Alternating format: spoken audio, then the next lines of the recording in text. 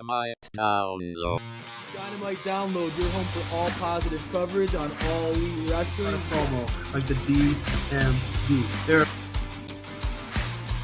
This is the Symphony Boys. Yeah, five baby. symphony of five.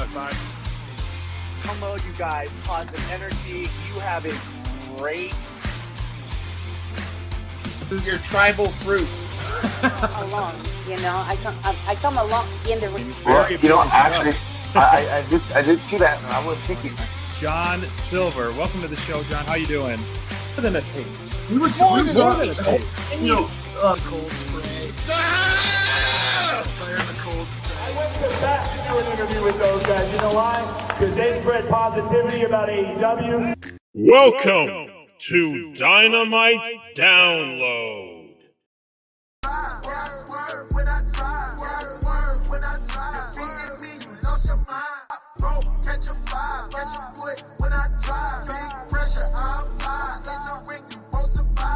All right. Props to the most over guy, one of the most over guys in AEW right now, Prince Nana. We salute you. We bow to you, Prince Nana. You are fantastic stuff. One of the many great things that is going on in AEW right now. Prince Nana coming kind of out of the blue. One of the social media viral things. I mean, a lot of wrestling does come from that social media, just trends. And, you do things and just as a performer, just to hope or out of excitement or fun and joy like Prince Nana. But then all of a sudden you see these signs and the whole crowd doing it. It's a fantastic stuff, man. I love seeing him. I almost sometimes, it's such a yin and yang. Swerve has been on top of his game, top notch. And Prince Nana, you get every time. So it's a lot of fun stuff. Good stuff. Yeah. Shout out to the Prince Nana, and he's just embracing it. He's loving it. He's so much fun to watch too. Not just the swerve, but it's interesting how like a lot of these trends, like there's AEW starting a lot of trends, and a lot of people don't even realize it's coming from AEW. That whole mid thing took off, and so many people didn't know it started with MJF. Really? Where else did you see it? It took off on TikTok. It actually, as a school teacher, kids in my class started saying that's so mid. And I said, do you know where that comes from? They said TikTok. But then it actually went, the original video was somebody uploaded mid from MJF. And so now, like I've seen like cheerleaders at football games doing the swerve. It's taken off. It's really cool that you can deny it, but you can't deny the good Prince Nana, and I'm sure we're gonna talk about the Swerve is heading to the moon. I love that Swerve is really jumping in on that. And this is, as we are swerving into, I'll show the match card. Yes. I don't know if we're gonna be able to talk about all this in the limited amount of time we have on tonight's show, because there was, even with the no commercial breaks, which is a fantastic ploy by AEW, and the overrun time. I know there was a little tiff-taff, the AEW, WWE trying to show it's, how deep of a roster it is, bringing in some Hall of Famers and all that, whatever. I guess it's good for fans as it is, but, my eyes were glued on this card because I knew it'd be a wrestling heavy card. A couple swerves that we got is the switch with Orange Cassidy replacing Moxley, 2 title changes on the night, and pure chaos after the match, after the main event. And so I was writing a lot of things down. Let's just dive in to the opening segment. How did you like the way it opened with Christian Cage in the back with the production room? I think we can all agree Christian Cage is the best heel in the biz right now, and it's by far. I almost feel like Christian has. It's between Christian and Don Callis, and it's like it's here now. Like up until recently, I would have said that Don Callis was the number one heel, had the strongest boos, but just there's. Captain Charisma is just the perfect prick. And, he is the father figure lines. He threw in that line about Beth Phoenix. Make sure you get the sheets clean because your new daddy's coming home. Just really embracing this heel, the whole, and having, now that the man formerly known as Edge, Adam Copeland, is in. Adam! I I really feel they're managing this whole thing tremendously. And the whole that cold open with Christian, I'd like to see Dynamite do that a little bit more. I mean, it was almost feeling like it was Collision, because Collision typically does that cold open. I liked it. I thought it really made the night feel a bit special. And I'm sure people were talking about the WWE NXT versus AEW feud. Tony was going off. Very interesting. But I thought that was a good cold opening, and I do like the fact, and not to be withstanding. I mean, we do want to just really quickly touch on the fact that Eddie Kingston versus Minoru Suzuki was a 7:30. It was they had a buy-in for a buy-in on YouTube, and it was essentially a chop fest. I'll sum up the Minoru Suzuki versus Eddie Kingston. Like, this is what the match was like. That's the sound. That was. I didn't see the show. I didn't see the match yet because my viewing was a little limited the last couple of days. But I can't wait because I'm a sucker for a good chop fest. Go check it out. By the end of the match, both men's chests were purple. And I'll count how many chops, and we'll see. What do you think? Is it over under 75? Oh, it's clearly triple digits. I would be surprised if it's less than 200 chops. Oh my god. I would be surprised. Well, especially because Eddie does that one like machine gun chop. Oh yeah. He was doing that, but then Suzuki's like, Nandeska, and it was tremendous. But yeah, that was tremendous. And then we had 30 minutes of uninterrupted, no commercials. Of course, that translates to a ton of picture-in-picture later in the show. But understandably, but you get some great wrestling nonstop. Yes. And that in itself is tremendous. Let's swerve right into it. Right. Even though he lost the match, it's perpetuating this Swerve versus Hangman feud. I thought now I'm not as much of a Danielson fan as a lot of people. I'm a fan of the man, the person behind the scenes, everything outside of the ring. I'm a huge Bryan Danielson fan. I don't find his style of wrestling appealing, but he is one of those wrestlers that can kind of adapt. This was one of my favorite Bryan Danielson matches, and I think it was because of Swerve.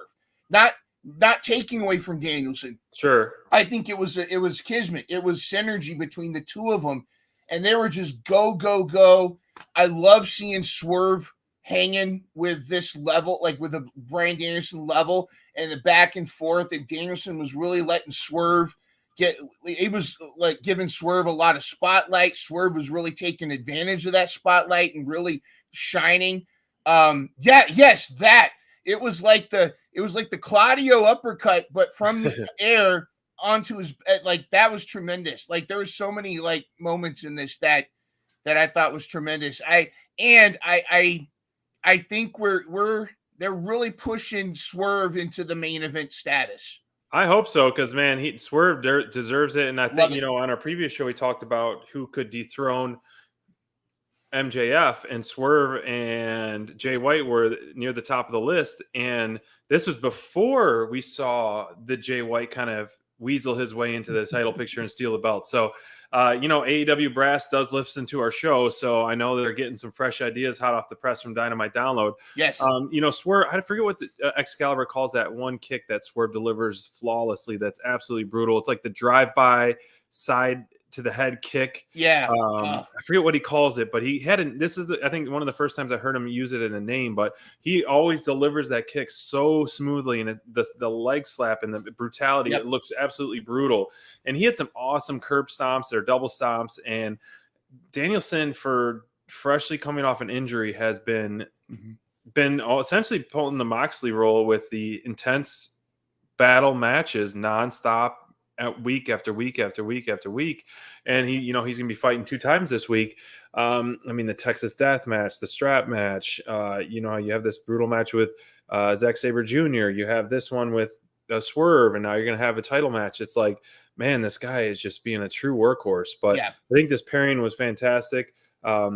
two Northwest guys going at it, and then you have the Northwest ring, the referee Yeah. as well. So it's kind of full circle again, on top of that from being, in the Wrestle Dream type of stuff, all the locals there as well, being locally there.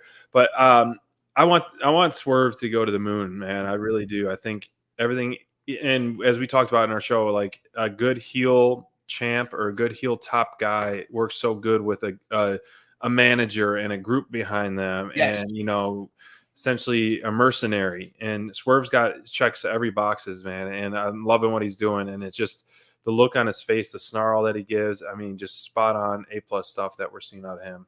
I'm excited. I think he deserves to go to the moon. He's great in the ring. He's very creative. The Prince Nana addition is great, and I think it's great. He's finally got the entourage around him that he was looking for, because he tried it with the Bath Salt Brothers. He tried it with the other different groups, but I haven't heard that before. Well, no disrespect, but that was a little weird. But this is working, and the spotlight is on Nana, of course, is getting like at Wrestle Dream after he stomped Hangman. You see Nana going around doing the sort, but it's really they're really setting him up for some great stuff. I'm looking forward to, I think Swerve could be the guy to take MJF out. I think that I'd love to see Swerve versus Jay White would be incredible, but I've always wanted to see Swerve versus Adam Cole, but I always thought that would be good. But now I'm like, let's put this guy against Ospreay. Let's put him against Omega. See what he's got. And just the way he can tell a story in the ring too. Right. Like he's got the skills, but he also like the expressions. Like when they kick out, he'll do this. Like he really sells a lot of that stuff. So I think he's to the moon with this guy. Put a rocket on Swerve to the moon. Another guy I want to mention, honorable mention of the night, that I think really has been having breakout moments after breakout moments, but I think tonight on Dynamite was one of the biggest breakout moments of him, and I think we're going to really see a big rise of is our guy Powerhouse Hobbs. And yes, I was shocked, and I think this is exactly what you needed to do for him to really put, take the words out of people's mouths, put some jaws on the floor. The way he beat down Jericho on Dynamite was like nothing I've seen in AEW since Jericho's time. And I think no better person than Powerhouse Hobbs to do this, because this guy we've seen, we've said from a long time, like we see a star. This guy has literally came from being a security guard for Britt Baker to getting his hand raised by Don Callis and beating Chris Jericho on live TV. So, I mean, his trajectory and his arc of his character has been some fantastic stuff. And when he showed up at last week and took that, whooping to Omega and Jericho, I was surprised. And I think this is a great addition to the Don Callis family. And to continue that momentum, another person I want to see just be pushed and pushed and pushed, man. This was a very, very impressive win by Hobbs. Shocking as well. Yeah, tremendous. It's one of those things you didn't know you needed till you saw it, but pairing him up with Don Callis, it fits so perfectly. I'm glad he kind of ditched this Book of Hobbs thing, because it just wasn't working. Interesting that he's kind of wearing Miro colors here. I was wondering if Miro's going to come out and say, "You stole my gear, I redeem you." But this is such a great, and the Don Callis family needed him. I mean, it's I guess originally there was going to be like Sammy, but he's out for a while. But this is such a great pairing, putting him, because they've got Will Ospreay, they got Sammy, they got Takeshita, but now they've got this just monster in Powerhouse Hobbs. And I think that's such a great addition. I think it works best for everybody. And this is another, like you said, another guy pushed to the moon. I think that the right decision was made for him to go over on Jericho. Right. And I think I think we're really seeing some of these younger guys get pushed. And some of these guys that are getting the pushes that they've long earned, or they've already earned. I mean, we can talk a little bit later about Starks and Big Bill, but if we have time. But it's really good to see a lot of these guys getting the shine. Right. And I think that there's definitely, I'm excited to see what's next and how they're going to roll with Hobbs. But, he seemed like after he lost the TNT title, other than the big men slapping man meat with Miro, there really wasn't a direction for Hobbs. But as soon as he showed up with the Callis family, it was like, welcome home. I thought you couldn't have said it better. And I think, I don't know what's going on with Sammy. Is he hurt? What's going on? I think he's hurt. I mean, I don't know if Ty's ready to pop. Okay. I don't know what's going on, but I guess he's hurt or something. But it's they needed a big man like him, like a Monstar, a henchman. Every good heel group has that henchman. Yeah. I'll let you pick the next match or segment we want to talk about. Let's get into PAX championship. I call it PAX championship, but no, let's get into the Ray Phoenix, Orange Cassidy. Lot of interesting controversy around this one. Not necessarily insert Orange Cassidy here. Yeah, pretty much. But I mean, if you think about it, just pretend that John Moxley is wearing a Canadian tuxedo and is wearing sunglasses and giving a thumbs up. But this is one of those situations where I think the critics of AEW's big roster, this is where they fall flat, because it's having a big roster is helpful, because you're going to have these unforeseen situations that you have to manage around. I think we all understood that Ray Phoenix was probably not originally supposed to win this belt from Moxley. Sure. And this seemed like it was setting up Ray to drop it back to Moxley, but now Moxley wasn't cleared. But now you and I were talking before the show that it sounds like there you go. Love it. But now it sounds like that Orange Cassidy or Ray Phoenix is having there's some behind the scenes issues, both with, I guess, with some of his credentials, as well as it does sound like he's injured. And so he kind of had to drop the belt. But, I think Orange Cassidy was the right person, because he's there was a story there. He never got his rematch. And sure. I don't, it's interesting. I think there's going to be something to what's going to happen, because if you notice when Orange Cassidy won the belt, by the way, tremendous match. I don't think we could do the match itself justice. It's Ray freaking Phoenix. My favorite guy in AEW is Ray Phoenix, and has been for a long time. Flying around the room, and Orange Cassidy continues to make all they call him, the people that call him pockets, making them look foolish, because he can go. He can hang there with these guys, and if you can do the stuff Orange Cassidy does with your hands in your pockets, you're among the best. I mean, to do that stuff. But the actual what I thought was most compelling about this match was after, when he won the title, something was up with Orange Cassidy, the way he was looking at that belt. He almost was taking like a Gollum, with the ring kind of right there. Look at it's like you knew what photos I had ready. Yeah, almost. Yeah, we didn't rehearse this before. For real, no shoot. It's not a word. But what do you think's going on with this? The way that ended. I mean, I want to hear your thoughts on the match too. But what do you think about this? Is this, and the fact that he was so focused on it, he even ignored the best friends and Hook that were at ringside? See, I know you're an Orange Cassidy mark, and I've kind of fell off the orange juice for a little while. You got to acknowledge the end of his run, but I had to give the man his props for being such a reigning and defending our tribal fruit, Orange Cassidy. Yes. That being said, I, as such a huge Phoenix fan, I'm bummed, and I didn't really notice until scrolling through Twitter and stuff of the IWC talking about what happened after the match. That was not the first thing that I was thinking about. I was like, oh crap. I was like, why this match was so short? Both title matches were pretty short in my opinion for a title change, especially this one. I was like, correct me if I'm wrong, I don't even think this got a commercial break. I think this was just it was typical Ray Phoenix speed and high and agility, which is I loved. But I was really pretty surprised by how quick this ended. So that told me there was obviously a lot of things going on that we are not aware of. Hopefully, Phoenix is not out for long, if at all any. But I was pretty shocked by this. But yes, given the landscape, I think if after Title Tuesday, Ray Phoenix was going to be gone for a bit or not able to defend, you have to put it on someone like him because it makes sense. Yeah. Putting the belt back on him now goes back to me. Like, I don't think you're going to get a heel Orange Cassidy. It's almost like one of those Cena things. I don't think you can do that.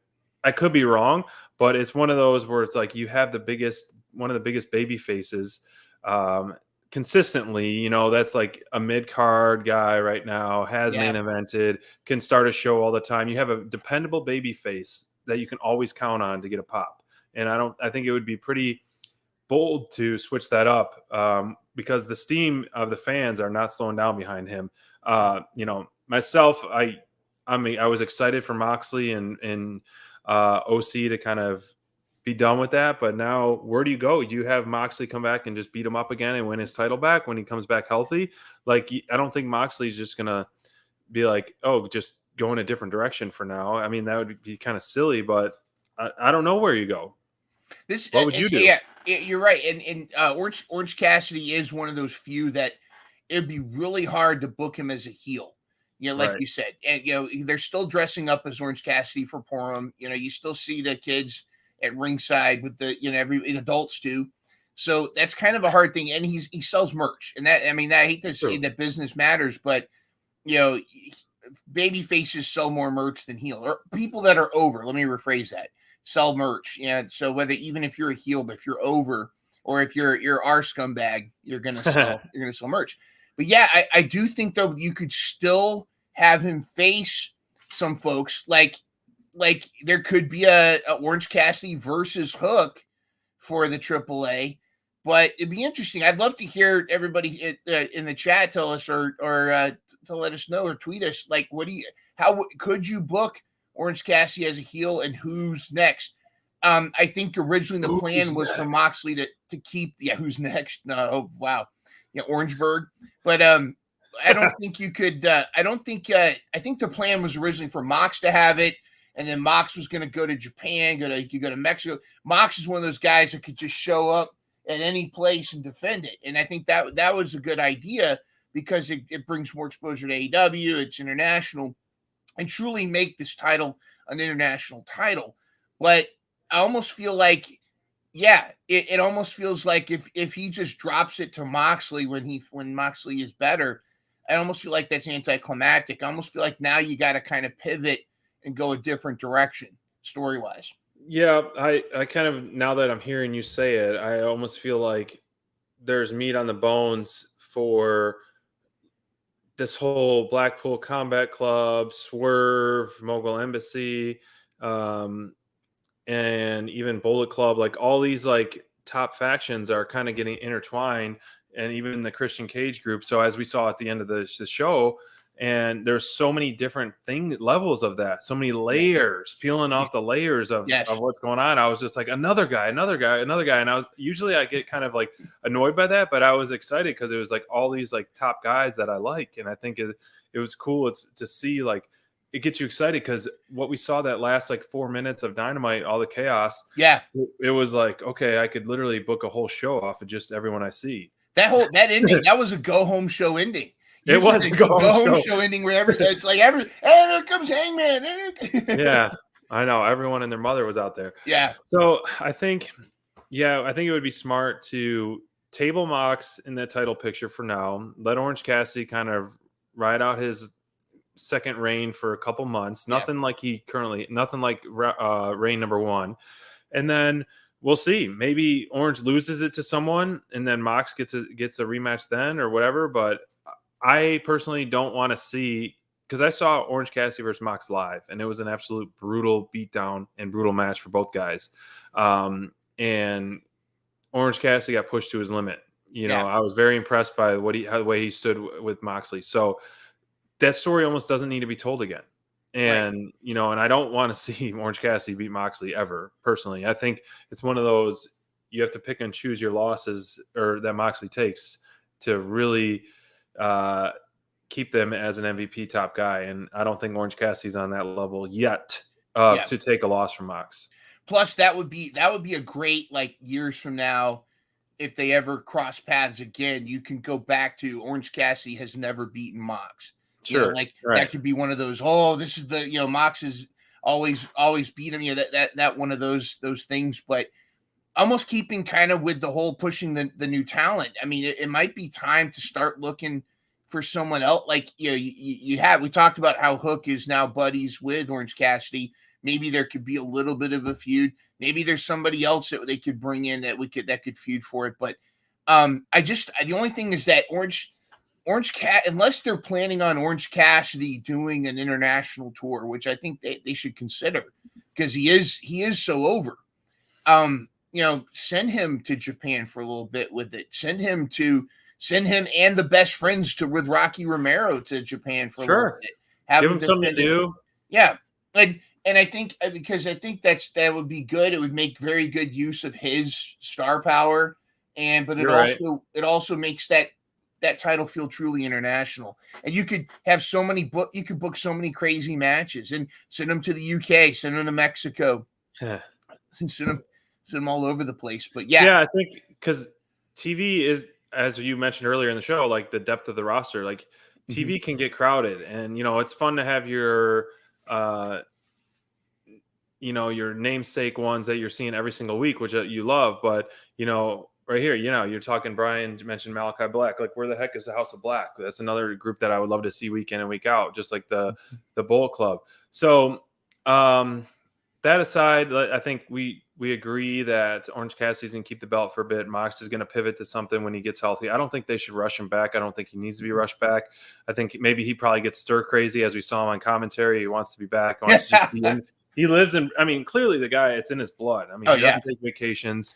He'll drop everything to come for the business, which is absolutely fantastic. That's what you want to see in someone that you are on your team. Like if you're an Iron Man, on a sports team that's starting every single game, they're late practicing, they're doing this. And that's what you want. That's what you need. Iron sharpens iron. Yes.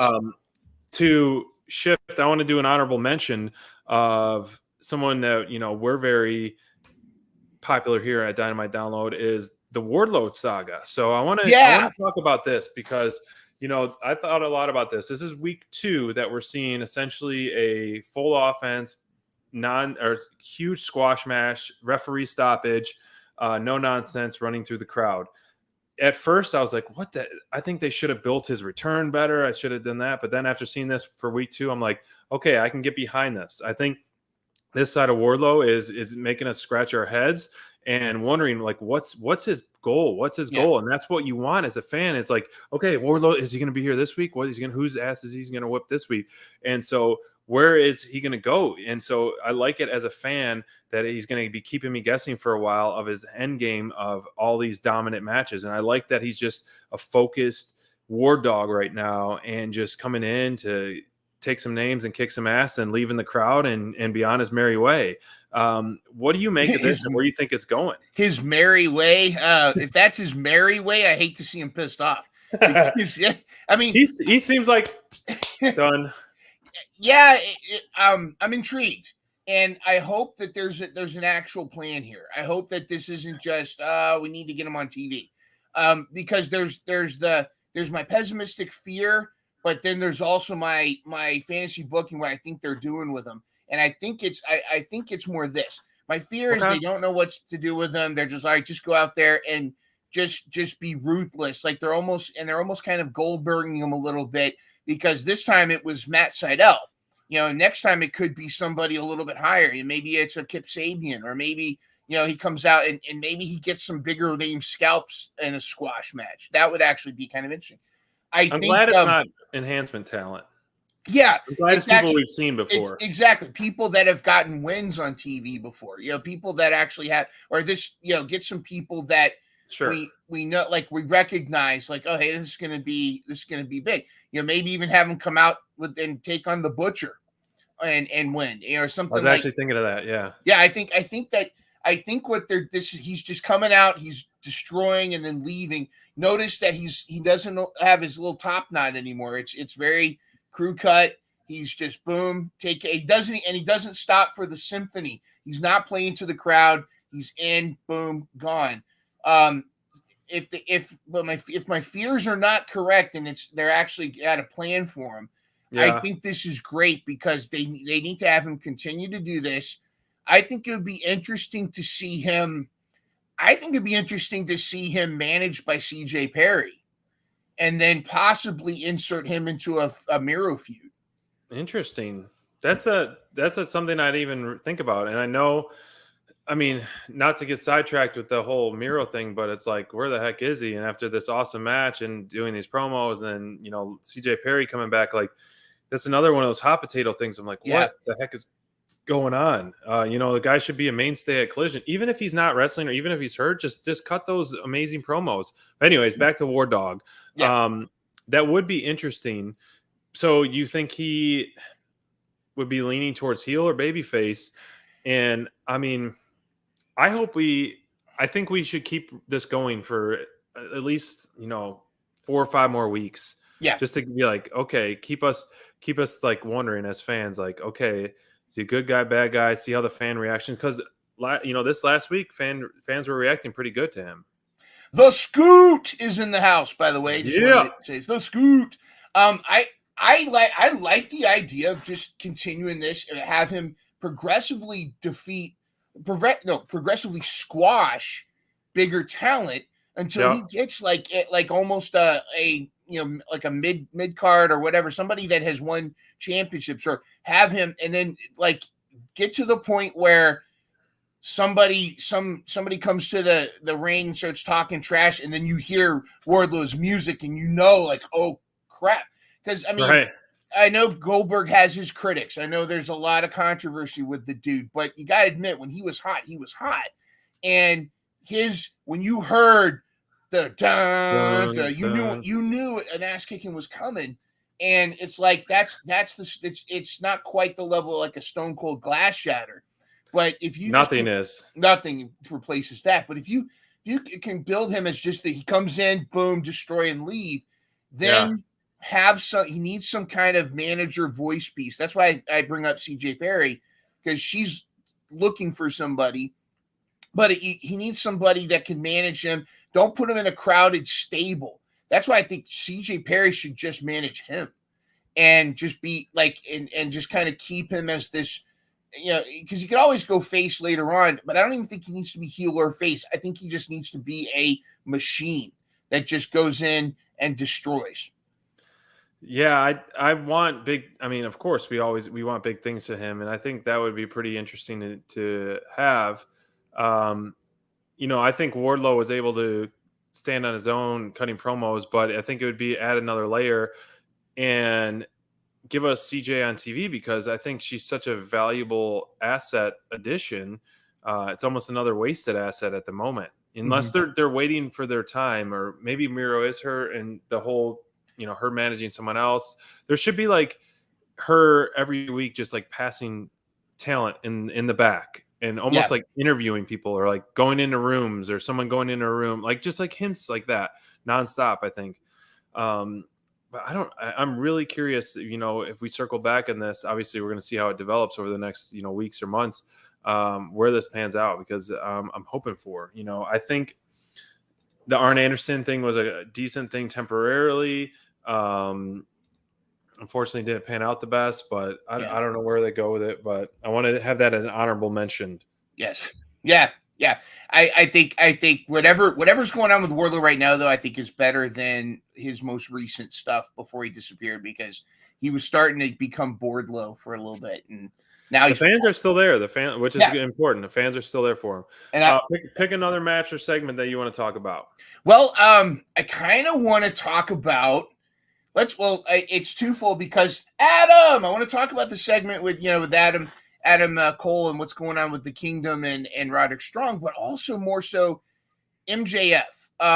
Couple things with that. I mean, we also probably need to talk about Jay White, but I want to talk about the interesting thing where, and it's funny because Full Tilt Deb called it, before we think sometimes, we know Tony Khan's probably listening. Hey, shout out to Tony Khan listening to Dynamite Download. Big TK. But Full Tilt Deb said, MJF should team with the Acclaimed to take on Bullet Club Gold, and I'll be damned if Max Caster didn't show up and make that very pitch. Scissor me, Daddy Deb. Yep, scissor me, Daddy Deb, or Mommy Deb. But tell me about that. How you feel that is a compelling matchup. Bullet Club Gold versus MJF and the Acclaimed. I mean, Caster is making a hell of a bid for that, and it makes sense what he said after MJF walked away of the history with them. Yeah. So it makes sense. You have MJF being a red hot, pretty much one of the top baby faces, and Acclaimed has been for consistently for a long time, and so I think that helps garner more heat for the Bullet Club, and obviously the Guns and the Acclaimed have a very big history, so the chemistry is there. I think that'll be some compelling stuff, and it's going to happen, of course, but because literally, I mean, MJF has no one else at the moment, so for the Acclaimed to come to the rescue, I think that was pretty cool to see, and it has me excited being Team Babyface because I love the Acclaimed, and everybody loves the Acclaimed. We're seeing MJF become more and more vulnerable and more human, I guess, and so I think I'm past the phase of he's not playing us yet. If you watch BTE, did you see it this week? Yeah. And so we got a little days, bitch. we got a little taste of typical MJF and his bad attitude, but in his two-facedness. So we got a little taste of that, but I do think we're seeing an all-in babyface at the moment. I don't know when we're going to see a turn. I think he's doing some great stuff and it's working. I can't believe I'm actually saying that MJF is a freaking babyface and it's working. Let's be honest, that's the real reason Crayfish isn't here, is because he's upset that MJF is defecting to Team Babyface and he just can't take it. You're gonna have to mail me that scarf. Oh, you get your own scarf, man. I got to keep this one. But they're playing. They've been really playing into MJF's history. And there's been some controversy too around the Juice Robinson with his quarters. Thing. I don't know if you've been following that on social media, but there are a lot of people calling it anti-Semitic. But what people don't realize is it's twofold. One, it does play into MJF has been open about people bullying him and throwing money and quarters at him in his childhood, and that was he's been talking that up, and that's been kind of a talking point. Just like when they talk about Darby's uncle dying. I mean, granted, the only a father figure could really bring that up successfully. Right. But also, what people don't understand, they probably should have had this be more of a thing. But Juice Robinson has used a roll of quarters many times before. I remember him doing it in AEW even. Yeah. That's right. Oh. That's right. I did it all the time.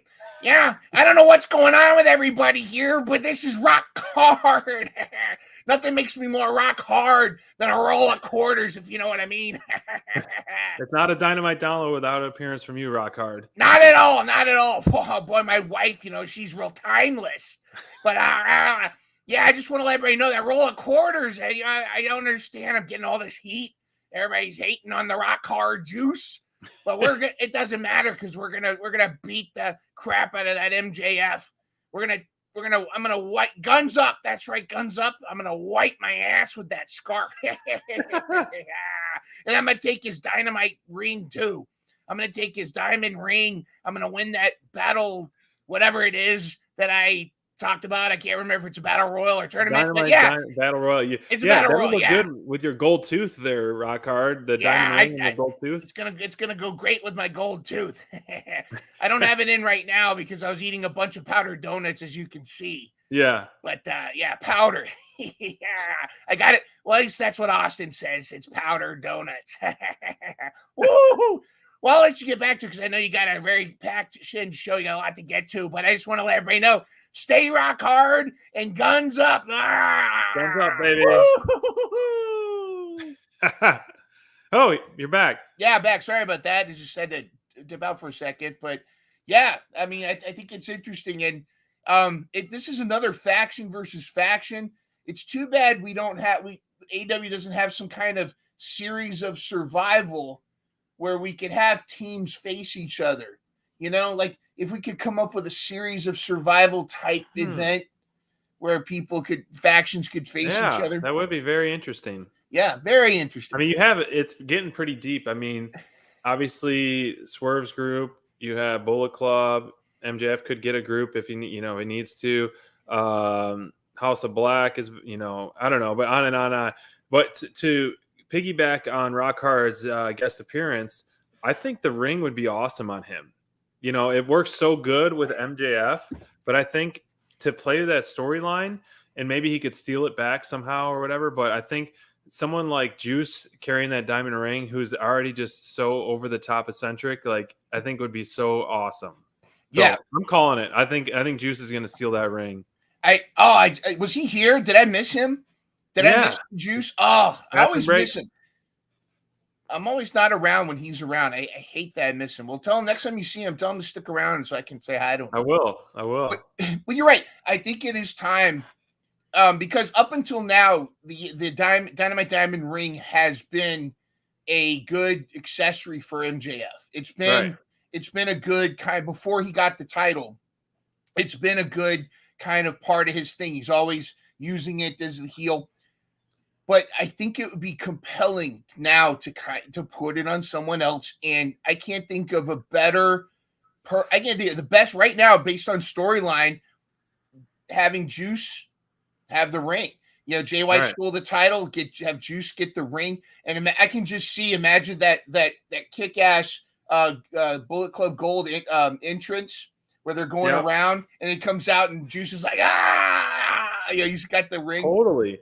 And to play in what the promo says is that they want to take everything from them. And it's so much better to have a babyface chase the heels. And so if you're literally taking the belt, taking the ring, the tricycles. Yeah, this is so great.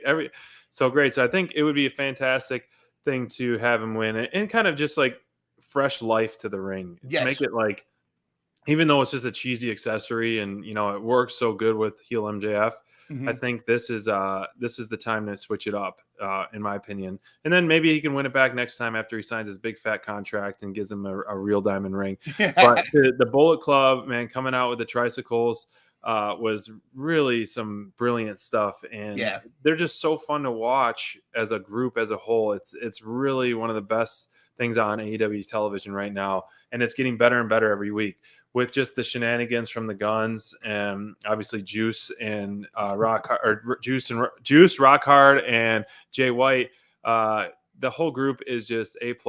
I can't wait to see what happens every single week. And I think they're kind of like the backbone of AEW television at the moment. And so I'm really excited for this. And I hope that Juice keeps the belt until the pay-per-view. And then that's where you see MJF give Jay White his first loss in AEW, who's been very, very protected. And I saw online, reading before I watched the show, was that, he had a 19-minute match and then he had about a 10-minute promo. So, I mean, you're getting 30 minutes of television time from Jay White. You clearly are invested in him, as you should, because this guy was one of the top free agents that was sought after when he signed with AEW. And I'll be first to admit that, I didn't really know much of Jay White's work other than the Forbidden Door matches and a couple things here and there. Yeah. And I was like, what's the hype about this guy? What's the best thing? And now I'm seeing why he's such an awesome guy, an awesome leader of the Bullet Club. And I think the promo battles he's been standing his own for sure. And I love where this is going. And in a loss to MJF is not going to hurt him. No. I'd be all for him winning, as we talked about, but I almost think, as weird as it sounds, MJF needs the belt more than Jay White would need it. Yeah. Because MJF is staying so much more relevant with the belt. The only thing that's interesting is there's so much storyline that's set up right now. Like, who knows what they're going to do with Adam Cole and the Kingdom. I don't know if that's they're just doing promos until Adam Cole gets better. I don't know what's going to be a while. I broke my ankle and I had surgery. You're going to be out for as long 5 to as 6 months. Yeah, you're going to be out like Mercedes Moné. I mean, you're going to be But out. you could at least be appearing. You're not going to help him, but you can be wheeling down there and all that stuff. Which, Adam, right. He's got a scooter now. He can, but he's busy mowing the lawn at Roddy's house. So right, he's busy petting the giraffe and all that. So I think that's going to be, once everybody's healed, that's going to come back and be a thing. But it's going to be interesting to see. I think you're right. MJF right now, MJF is the guy right now in AEW. Like he's the Hulk Hogan, he's the Stone Cold, he's the Rock. I mean, he's the guy. And I think taking the belt off him with Jay White is the only way you could do that is if you did it in a way where MJF's going to get it back soon. Plus, I think MJF needs to have the belt when the bidding war of 2024 starts. That needs to be a factor. Even though I think MJF, I think Maxwell Jacob Friedman, the man, is not going anywhere. I think MJF, the character, needs to really play up this whole thing. And as he says, he's such a fan of Dynamite Download. We're the drizzling shits. Yeah, well endorsed by MJF. We have been endorsed many times by him. So thank you for that. I know you're listening to MJF.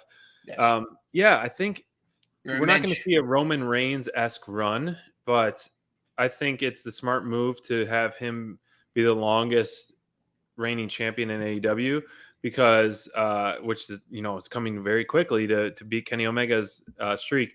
2060. Right. Yeah. Now we're looking at whatever, almost 3 weeks. Yeah. But I think it's smart because I do agree he is one of the generational. He is everything he says. I completely agree. And Crayfish is listening right now while he's flying down to visit me in South Carolina. He's in the plane listening to this, and he's not going to be able to talk back because he is not on the heel, or he's not on Team Babyface MJF's train. I think he's been doing some great stuff, and heel or babyface, I see it. I think, to be that mature and smooth at his age is fantastic. He is my scumbag. Yes. Some of the cheesy stuff I can kind of see through, which I'm not always a huge fan of. But those vignettes and those videos that with Adam Cole and all that, at first I was like, oh my God, what's going on here? I guess he did the dinner debonair with Chris Jericho. Yeah. And so it just shows the layers that he has. Yeah. I'm the other side. I love goofy wrestling. We popped so hard for the kangaroo kick.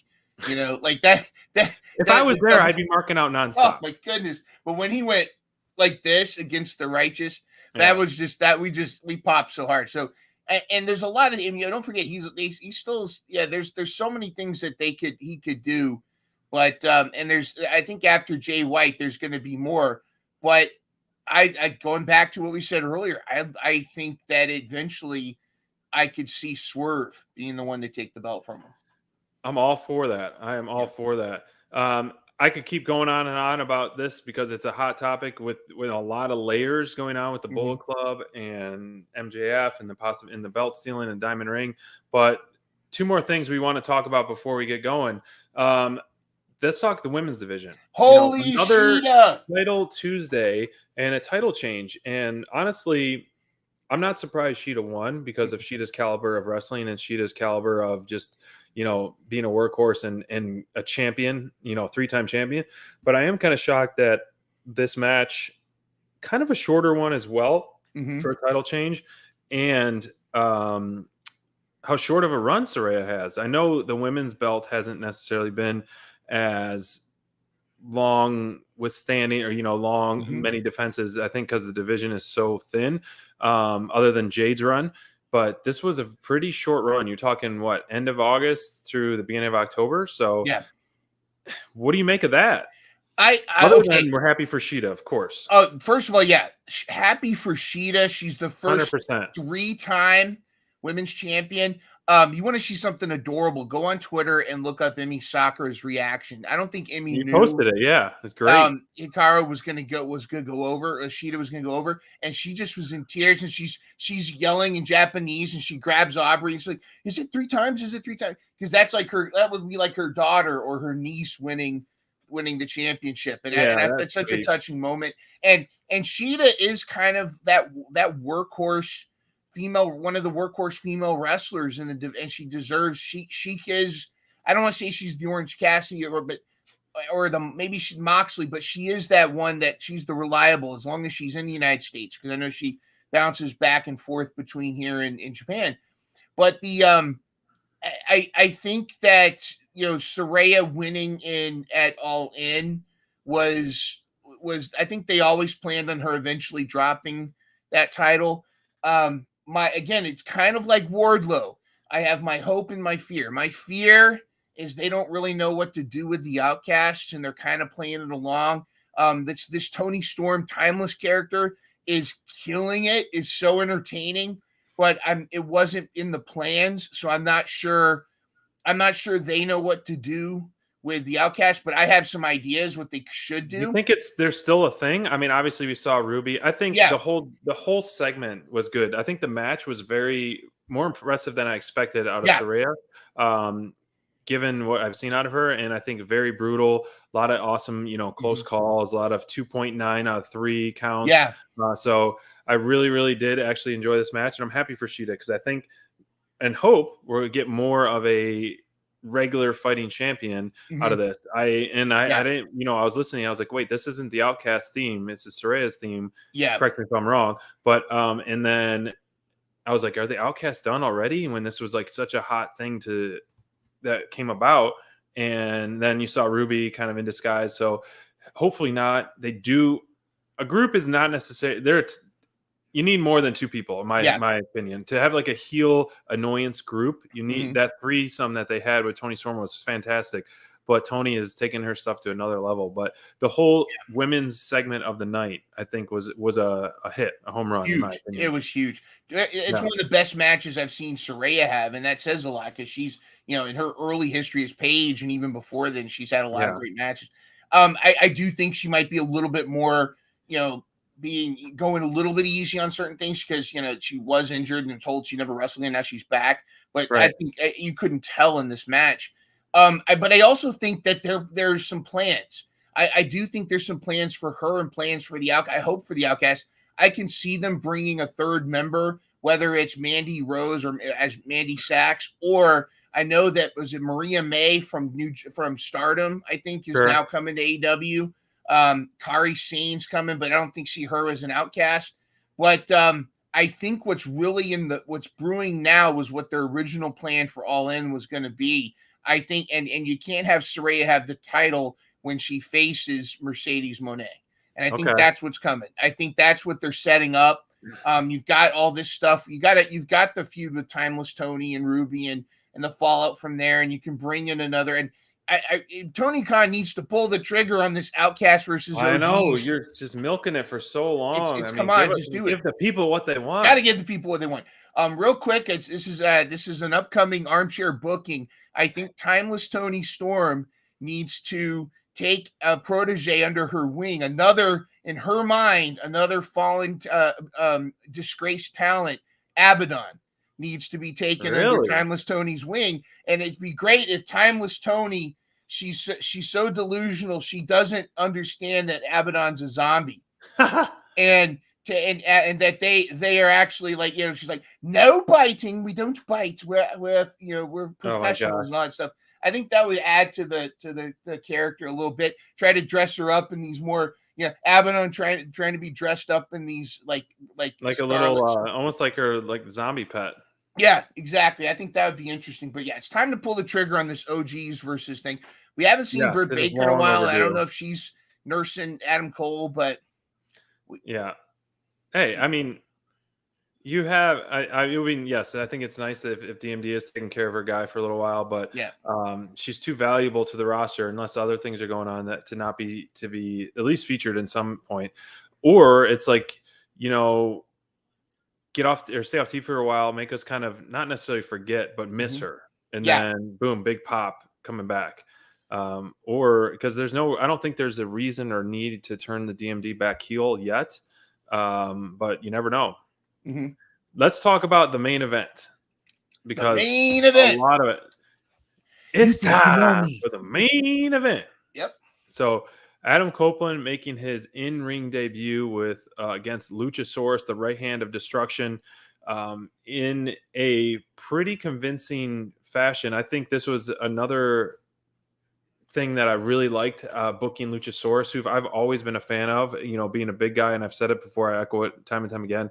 I almost would like to be someone like him and have his level of skill and size and look minus the mask if I could wrestle, because the guy can kick. He's got the power, and he's got some great agility, and he's a scary monster. So I think there'd be a lot of fun to be like someone like that if I was ever a wrestler. But Adam Copeland taking quite a whooping to kick things off and really to make us think like, oh, is he really hurt? How's his neck and how's his head? And so early on, Tombstone was pretty brutal. But the way this turned out with all the shenanigans at the end, I think this was, as you mentioned earlier, like a great way to end the overrun of a long Dynamite. Yeah, I was waiting for everybody. I was waiting for like Ric Flair to come out. I was waiting for like, everybody, like the Rock and Roll Express. It was like everybody was coming out at the end. Maybe they did after off camera. They just kept saying, "Send the roster." At the time I was watching it, I was like, man, Adam Copeland's taking like Darby level abuse from Luchasaurus, and almost didn't seem like it was deserved. Luchasaurus is really killing him. But in hindsight, I think that was necessary because this, like, they played up his neck, they played up his injuries, even though he was wrestling on WWE. He had that thing with Randy Orton there where they wrestled everywhere in a weight room and stuff. But they played that up. I think it would have been nice to see a little more offensive build up with Adam Copeland, but that's like nitpicking. I think the match did exactly what it was supposed to do. Luchasaurus is this monster, but my favorite part of the whole match was the way that, and this is where I think this is what makes Adam Copeland a real threat to Christian, is that he knows Christian's thought process, and the way that he hit Luchasaurus with the TNT belt and then tossed it to Christian, and then the ref turns around and Luchasaurus sees Christian holding the TNT belt. I think that was such a brilliant move, because that's the one thing about Christian is he's always outsmarting everybody else. But now he's got somebody that knows him, and that makes him a real threat. And I think that's just going to be really compelling. My only thing is I hope after all of this, Christian still keeps the TNT title, because he's such a great heel champion.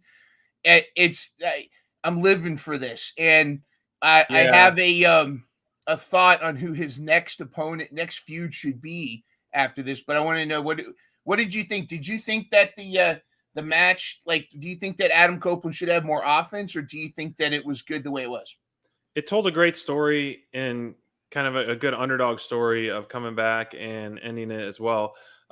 Yes, I one of those cases to me where I think the belt works so much better on Christian, and I think he doesn't, I hate to say need it, but it works. It elevates it more. I mean, he put it on multiple main events, and I think, who do you put it on? If you put it on Danielson, okay, it'll just kind of segue to something different. The feud with Copeland and Christian doesn't need to have gold on the line. Yeah. Because it's so personal, but seeing the belt on his shoulder next to that turtleneck just is like it's a yin and yang for sure. So I want him to continue to have it. I think he's definitely going to cheat to win against Danielson. And I hope he continues to cheat to win nonstop, for weeks and months to come, because it's some very compelling stuff. And maybe do you have the ultimate payoff where Adam Copeland does beat him for the belt or what? But I think that could be his only kryptonite that I would want to see at the moment. You still have in the mix of a trios match, Copeland, Sting and Darby versus Christian, Luchasaurus, and Nick Wayne. I think that would be a good full gear match. Yeah. Don't rush the singles match. Keep them chasing. Keep the chase. Keep the chase going. I agree. Not have it for at least another couple months. I agree. But I think at the end, Christian retains. Christian keeps the TNT title because by that point, what we also need to start doing is we need to start building. And you guys are gonna freak. I know Crayfish. I'm gonna make up for the MJF slander earlier. the MJF heel stuff. I think it's time for a Dax Harwood TNT title shot. Wow. I think it's time for Dax Harwood to do a singles run because Cash is going to be injured now for a while. He can still show up and be in his corner. Sure. But I think it's time for Dax to make a run for it. Not necessarily win, but I think I'd love to see a Christian Cage versus Dax Harwood feud for the TNT title. Yeah, okay. I could totally see it. I think Dax Axe is one of the hardest working guys in the biz. So I would love to see him continue to wrestle if his partner is on the shelf for a little bit longer time. So I'm all for that. And Christian's going to be talking about his, fight like an 8-year-old. Well, guess what? Now your 8-year-old needs a new dad. Yep. I mean, he's got so much material to work from in this, and he's doing some grade A scumbag stuff, man. Rated FTR. Rated FTR. Ooh, I kind of like that. We saw it. I'm sure if you're tied into the IWC online, you saw FTR popping for Adam Copeland's return, side stage there. So I think, hopefully it's not like a curse, CM FTR and CM gets fired. I don't want to see Copeland get fired or anything. Right. I don't think that's going to happen. But I think he's such a more he's rated R, but he's not as controversial. All right, here's the pitch. Here's the pitch. Let's say Darby's injured, Sting is in parts unknown because they both have been concertoed and everything. Sure. So they don't team up for the 3-way, but like Edge is out there, and then Adam Copeland's out there. Sorry, and he's like and then Christian says you find 2 people, and Darby and Sting aren't going to be there to help you. Right. And then you hear dun dun dun dun dun dun dun dun. That'd be awesome. And then they of course obviously Cash can't wrestle, but then you hear reach for the sky, boy. Oh, and that would be sweet. Edge, Dax, and Briscoe. That would be pretty sweet. That would be pretty cool. Unique team, but I'm all for it. That would be quite the unique team. I mean, it's back to Circle and FTR. Like, it's hard to like. What do you see? I see him injury or some court dates, and then I hear, oh wait, he's not injured. So it's like, what are we doing here? That's why I'm like, take things for a grain of salt. It's fun to kind of hear the dirt sheet stuff, but it's like at the same time, you hear so many mixed things. It's like, okay, I got to start just taking it for what it is, superficial, and not really like, taking it to heart or like as facts or facts. But I think you could do some kind of substitution team for Copeland until Darby and Sting get back, because then you can just milk that feud for a little longer and then have them have that a marquee trios match as well. You could have Copeland's team lose and then not win until Sting and Darby come back. So I think that would be pretty compelling on that end. Yeah. A lot of storyline, a lot of stuff to go with. There's a lot, and like I said, I think that with everything going on with Cash, like you said, sometimes we can get too mired down in the dirt sheets. I mean, it's good to kind of keep abreast of what's going on, but at the end of the day, the AEW's ability to pivot when it needs to. I don't think they've always pivoted smoothly but I think that's the wrestling business, is you never know. True. Somebody might pull their hamstring on their way to the ring. You never know what's going to go on. But that's also a testament to their depth, and I just hope they use it, because I think going back to Emmy Soccer, I think Emmy Soccer needs some gold. I'd love to put her back against Athena, or have her go up against Chris Statlander again, and really see some stuff like that. There's some Kip Sabian. let's really get him going. He's charismatic. He's great in the ring. Let's get him. He has gold. Stuff. Well, that's true. Okay, but let's get besides the BTE championship.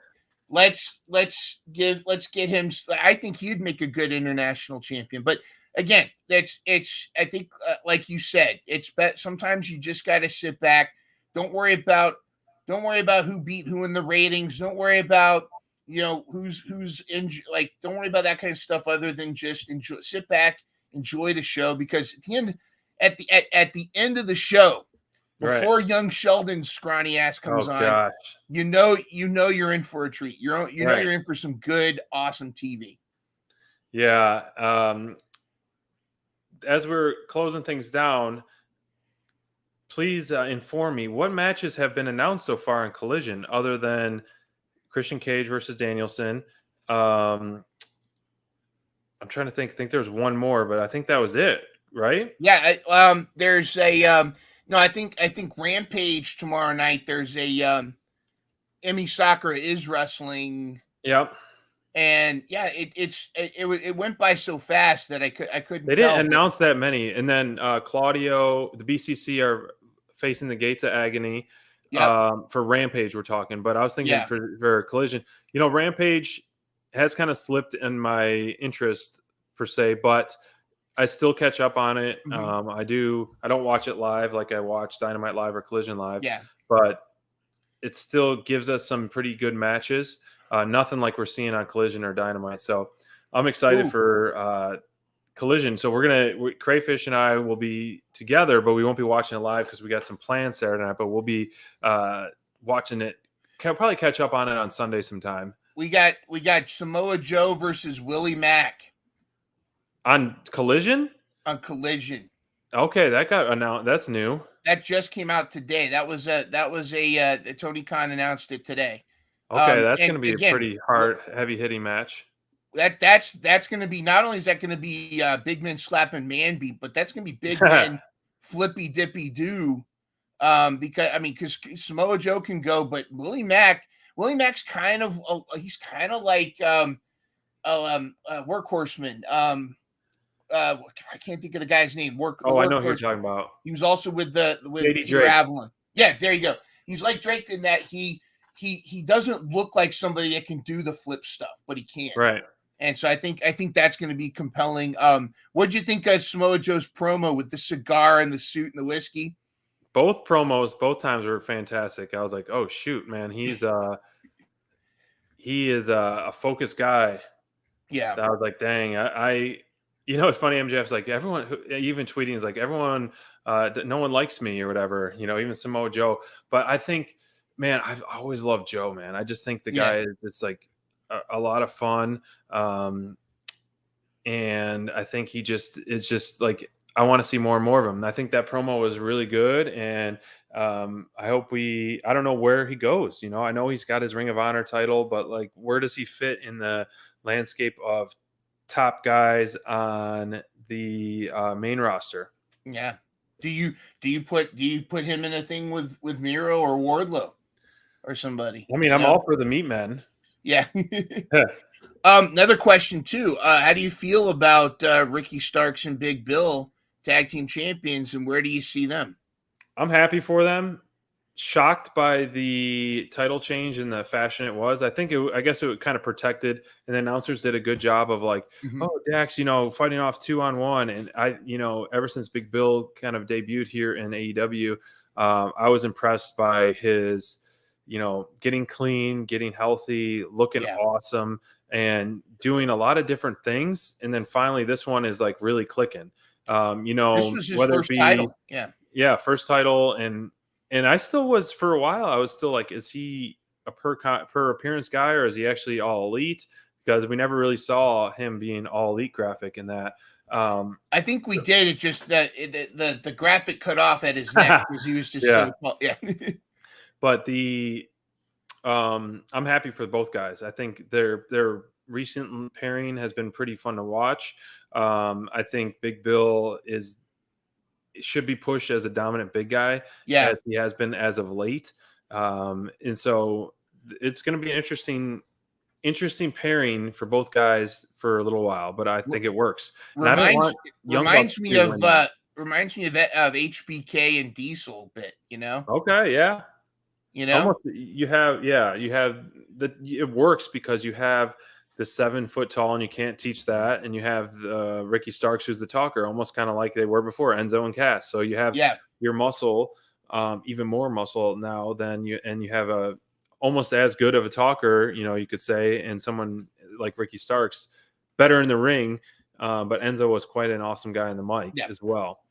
But I'm happy for them. I really am. To beat after the run that FTR had and who they beat and all the matches they had, to lose to them kind of like that, I'll get over it. But it's nice to see them lose to a team like Starks and Big Bill. Yeah. And what about you? Do you like it? You support it? I do. I mean, I'm with you though. It was for such a dominant run that FTR had. This is one of those things where, like, if I didn't know the dirt sheet stuff, I probably would have been more disappointed. But knowing all the like the stuff with Cash in the back, the court stuff and the injury. But I think that's the right team to put it on, because when CM Punk left, Ricky kind of lost his Batman lost his Joker, or it's more like Joker lost his Batman, and so Ricky was kind of looking for a feud. So this is a good thing. Who do you see them facing next? I mean, who do you think they? I mean, obviously they'll probably hold the titles for a bit, but like, do you have them fight the Hey Man? Was it Charles Manson and John Goodman? Yeah, right. Yeah, I could totally see John Goodman. No one marquee to start. I think it's hard because, like, who are like some of the top babyface tag teams that you want to see them fight? I feel like that they're still kind of Collision-ish guys, so you're gonna keep those Collision belts over there for a little while, which is nice. I know the Young Bucks have a title whenever they want, and I was assuming that they were gonna redeem it against FTR at Full Gear in their hometown at the Kia Forum, which would have made perfect sense. But I almost don't even want to see Young Bucks versus this team this early, because I wouldn't want Young Bucks to take another loss. The Elite have been taking a lot of big L's. Hangman's been on a losing streak. Omega's been on a losing streak. Young Bucks kind of on a losing streak. When they're doing the singles matches and things like that, but they did win that chance to get that free title shot anytime they want. But so I hope they save it for a more marquee time. Elite need to start winning, man. Hangman, former champ, losing back to back, and then Kenny Omega, former champ, losing 6 pay-per-views in a row or something like that. So some tides need to change for them, in my opinion. Do you feel like we've kind of gotten back to that 2019 where like the Elite was losing to put the other guys over, and people were starting to, because it seemed like up until Kenny went heel, that infamous match with Sonny Kiss where he looked that one of my favorite gifs is where Kenny pins Sonny Kiss and just goes, like that at the camera. That was when he started back on his winning streak. But it's like, I don't know, because I'm compelled with the whole Don Callis thing. And I also like Swerve's one of my top 3, and I want to see him succeed. But I love Hangman, I love Kenny. You're right. They do need to start getting some W's, but I think their losses have been necessary. I'm all for, yes, they all lost at Wembley, which to me, if I was I've mentioned it before, if I was a EVP in your biggest crowd of your career ever, hey, I'm winning. Screw that. I don't care. I put in the work. I created this company. I want the pop. I want the ride home, on a high. And I get it. As a wrestler, you can have that high as a loss as long as you tell that story. And I'm happy that they are not booking themselves untouchable, because they are definitely not untouchable as some people may think they are over the last whatever year or so. But they are pretty selfless with a lot of their bookings. So that being said, I think they've done enough to help put people over, and I think it's time to reignite themselves. Start getting some wins against the Don Callis family. Yeah. Start fighting back. Start getting higher up. I really I didn't know I only knew from going back and watching old videos. I didn't know much about Kota Ibushi other than that, but it seems like Kota isn't as active as maybe they were planning on him being. He looked a little stiff and unsure at the Blood and Guts, and very at Wembley. and kind of hesitant. Yeah, I almost feel like, are they covering up some issues with him, or are they just is he recovering from something? But and I'm not, and I love the guy, and I hope and I know they're going to do the right thing, but I'm wondering if there's something there, and they're trying to figure out how to pivot from there.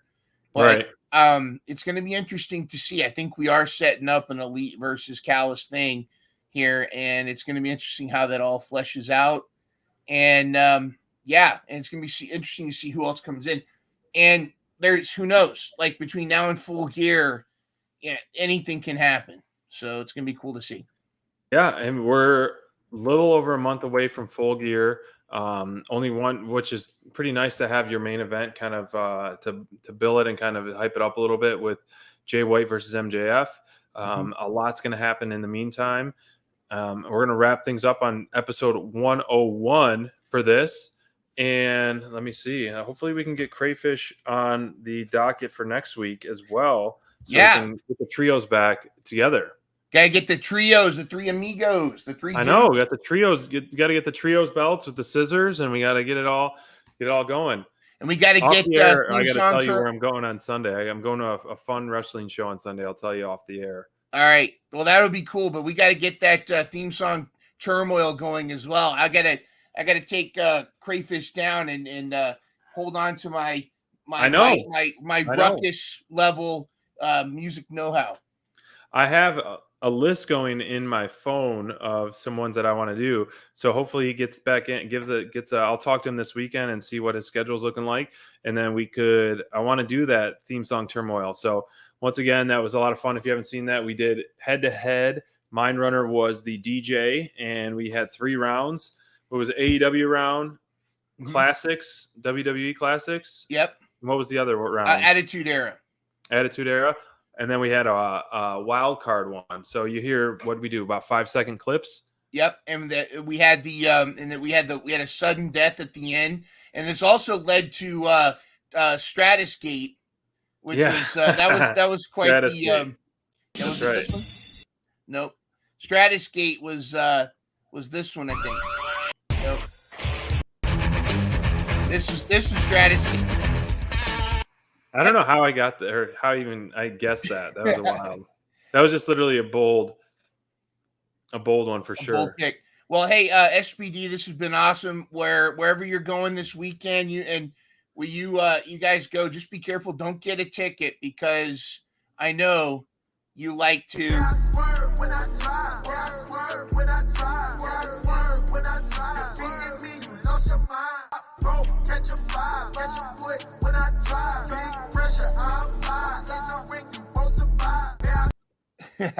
We'll end on that note. That was awesome, man. I'm going to be jamming to that. That's what I need to get on the car ride when I pick him up. So thanks everyone for joining for Dynamite.